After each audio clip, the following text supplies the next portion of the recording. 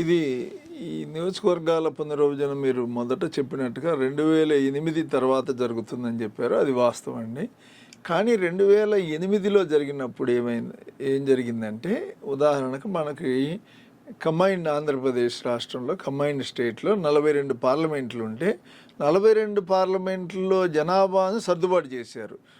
అంటే రీడ్రా చేశారు, అంటే పునర్విభజన చేశారు. దానివల్ల మనకి ఇక్కడ కొత్తగా మల్కాజ్గిరి వచ్చింది.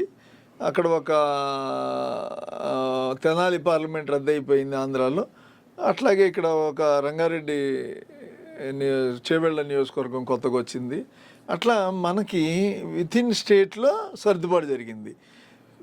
రాష్ట్రాల 543 కేంద్రంలో సంఖ్య మారలేదు.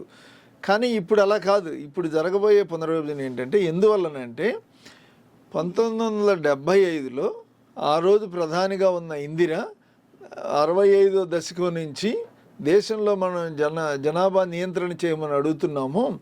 వాటిని అమలు చేసిన రాష్ట్రాలు దక్షిణాదిని ఎక్కువ ఉన్నాయి. వాళ్ళు ఇది అమలు చేసి ఈ నియోజకవర్గాల పునర్విభజన, అంటే అప్పుడు ఏమయ్యేదంటే, మీకు నియోజకవర్గాలని 51, 61, 71లో జనాభా లెక్కల ప్రకారం జరిగిన దేశంలో తొలి 3 పునర్విభజనలు ఆ జనాభా నిష్పత్తి ప్రకారం రాష్ట్రాలకు పార్లమెంట్ సీట్లు కేటాయించేవాళ్ళు.